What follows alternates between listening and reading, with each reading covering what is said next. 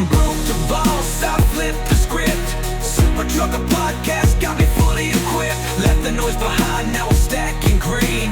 Voyager Nation made me live the dream.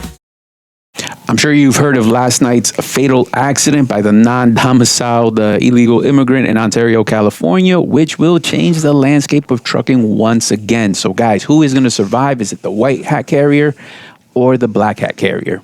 Well, first, let's talk about playing by the rules. What does it mean and how much it costs? Oh, man, that's an expensive sport. So let's get into that. So basically,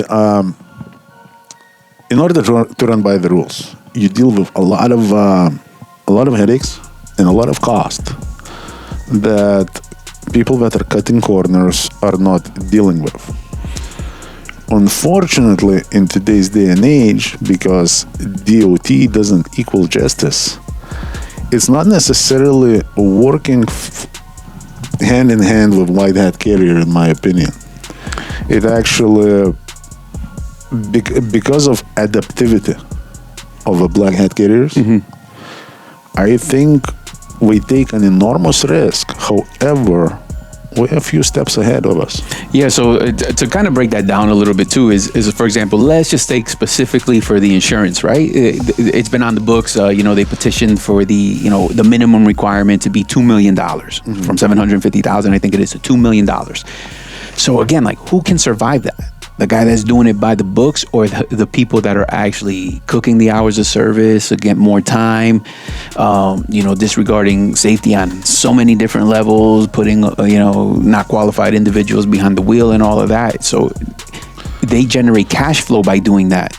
And can the white hat carrier actually even sustain, like, how realistic it would be? You know what those premiums would look like? Yeah, it would be a lot more expensive. The ambulance chaser lawsuits would be a lot more common because there would be now a lot more money on the table. And again, back to square one, benefiting black hat carriers because we have more liquid cash, because we're willing to risk. Yes. And white hat carriers who are already running so lean that I do not see anything leaner even possible without slightly turning into gray and then potentially black. Yeah, because it's crazy because, like, now you say, you're the dilemma is exactly that, right? So you're running lean because you're doing everything by the book, and even if you break it down to, like, that owner operator who is not doing the proper maintenance on his truck and all of that, yes, he's on borrowed time. But at the same time, in that moment that's alive, his plan, he's got more cash flow because he doesn't spend on the expense of that. He's like, so it's insanity, man. And we usually get away with stuff for a very long time. Not everybody ends up in situation as bad as the guy that we started this video with, or the company that he runs for.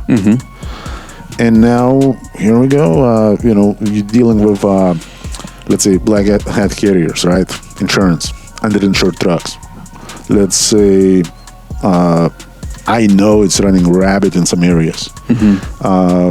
I've seen it with my own two eyes. Like, the company would insure, I don't know, maybe 10 trucks, and we have 100 on the fleet.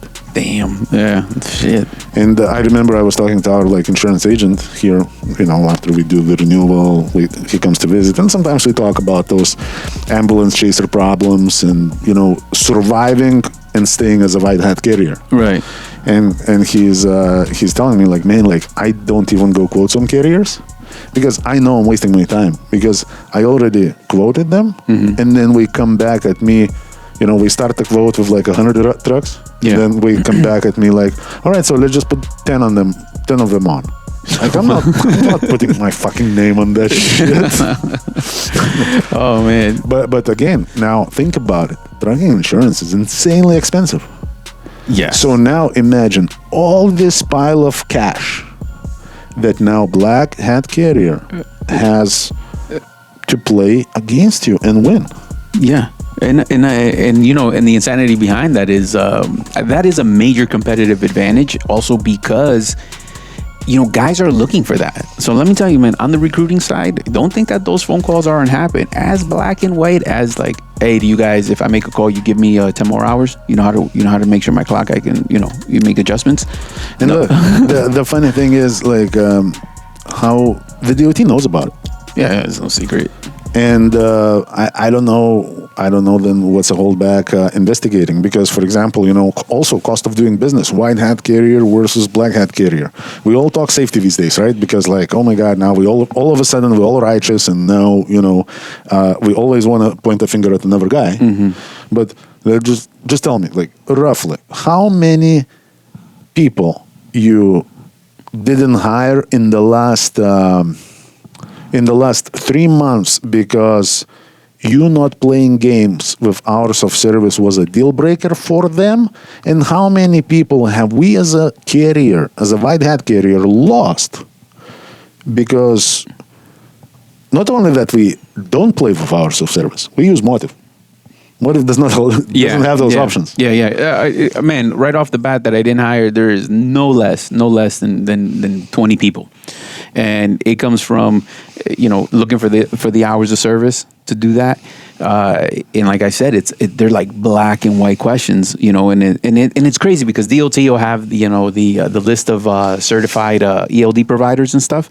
And people are constantly getting kicked off of that. How are they making it there anyway? You see what I'm saying? Like, and it's like you take 3 off, but how many come on? And you allow this. Yeah, it's like a never-ending conveyor of.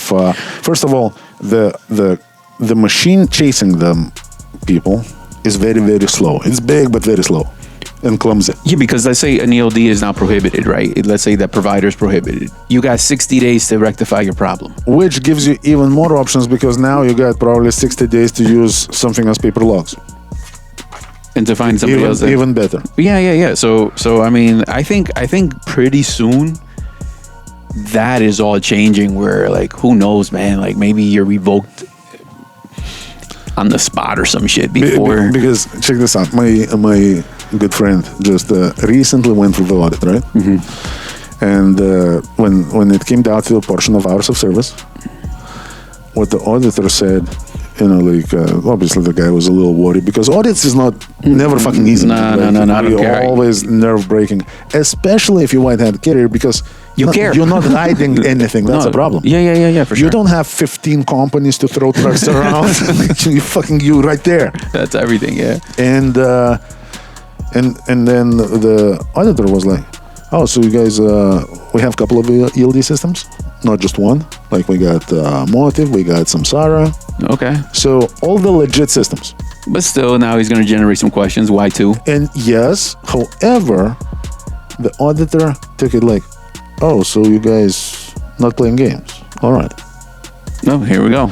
Obviously, it's still up to the company how we play it, because, for example, if the company neglects PC, it's just as bad as faking the whatever of those logs that these companies are using. Yeah, but to my point, when you said that, I guess the guy recognized the Samsara and Motive as like reputable providers. And DOT knows, because, for example, all these, let's say 100 truck company from up north, right? Mm-hmm. I'm not just saying up north, up south, fucking you pick it, right? West, no, not here. So the 100 truck company, we have, let's say, those you run out of hours, you call our safety department logs, and we're gonna fix your hours, right? Mm-hmm. Man, do you think anybody keeps that secret? No. Nobody. I'm sure drivers bragging about it. I'm sure the full social media is full about it. So the only problem is like the machine is too slow, and the black hats are too flexible. Right, because the machine is always a couple steps behind. Yeah, and maybe this machine is I think the machine is probably a couple steps behind, because the machine in itself, let's say, is a white hat freaking business, and they're trying to do it the proper way, but nobody's playing by proper rules. Not these black hat carriers. Yeah. They're not. So they're gonna always be a step ahead of you. So at the end of the day, like in my opinion, what it does, it makes it easier to shut down a white hat carrier. because the problems are still happening with white hat carriers. No, yeah, we for just sure. don't hide them. We just like document them, doing all these. But then at some point, if there is too many, there is nothing to hide. Yeah. So everything is out in the open. Yeah, and not just that. So even like you're talking about, right? Black hat carrier, they're going to cheat on the logs, which means more cash flow, obviously, right? Insurance, And more cash flow. More cash flow. Are these guys even getting the original Raycons? Probably not. So they're probably No, absolutely. chipping away out there a little bit more cash flow. Like it's all and as a matter of fact, like if it's broken, it's already broken. right. If we willing to cheat here, we're gonna cheat there. Mm-hmm. So like I've seen a lot of guys that like would run to a carrier and that promises them some like really nice cut. But let's say I either seen this carrier before, I know somebody that worked there, or maybe I even know somebody that runs that company, right? Mm-hmm. And now I know that what their dispatch ad looks like. Yeah. All you need to know about the carrier, if we're cutting your rates or not, Mm-hmm. look at their dispatch ad.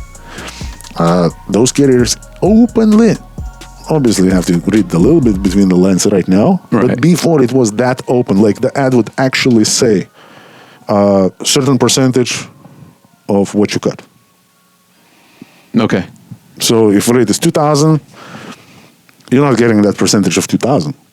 If the dispatcher is slick enough to sell it to you for 18, now you're getting that percentage of 18, and the carrier is sharing that difference with the dispatcher. Right. Yeah.